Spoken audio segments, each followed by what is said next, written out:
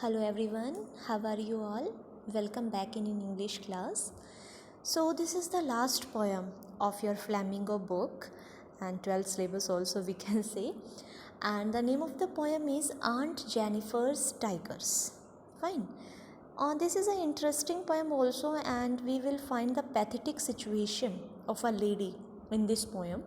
So I'll tell you the outline. First, let's read about the poet. So this poem is written by Andrew Rich, 1929. Fine, the date of birth. Was born in Baltimore, Maryland, USA. She is widely known for her involvement in contemporary women's movement as a poet and theorist. She has published 19 volumes of poetry, 3 collections of essays and other writings.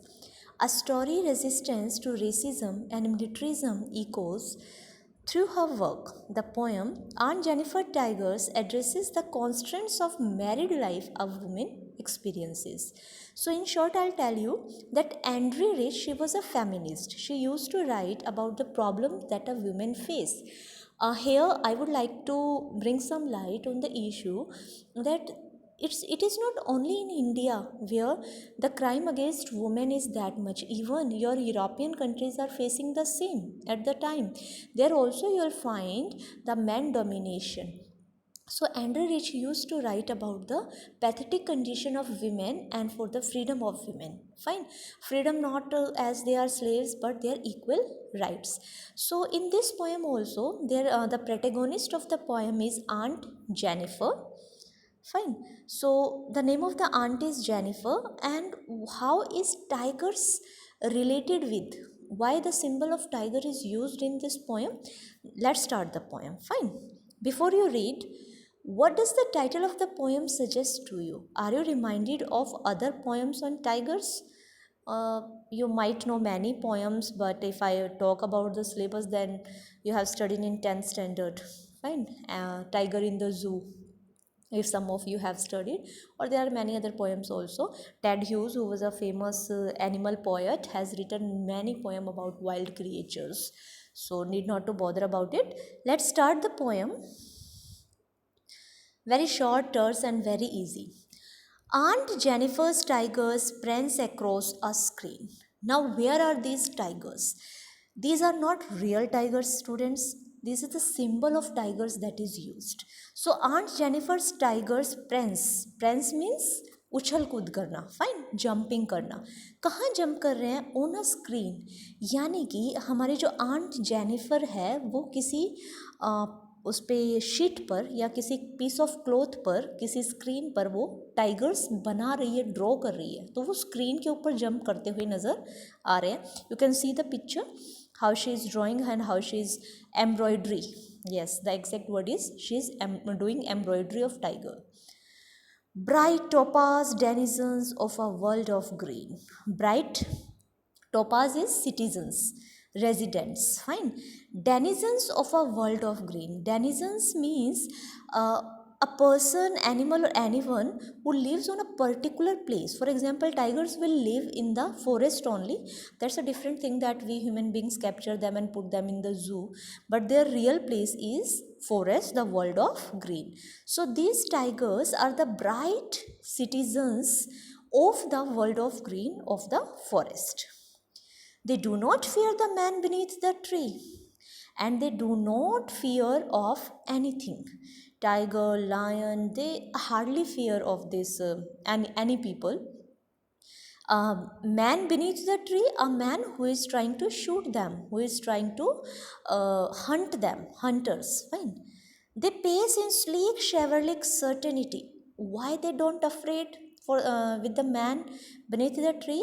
Because they pace. Pace is the speed in a sleek, chivalric certainty. Because they are having that much of speed, that much of pace they are having, that within a minute or a half a second they will be somewhere else. So they are having that much confidence. They are that much strong that they hardly afraid of the man beneath the tree or the man who is going to harm the tiger.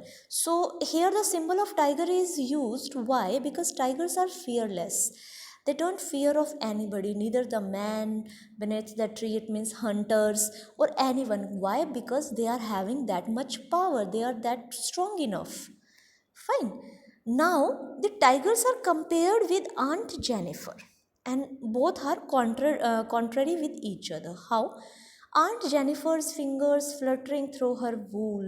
As I told that she is embroidering, she is drawing tigers on the screen. So Aunt Jennifer's fingers fluttering means kapkapana, uska hilna हाथों का. Why? Because she is old enough now and she is weak also. तो जब वो wool निकालती है screen में उस पे से पीस ऑफ क्लॉथ में से, तो उसके जो फिंगर्स हैं वो फ्लटर कर रही हैं. Fine. Find even the ivory needle hard to pull.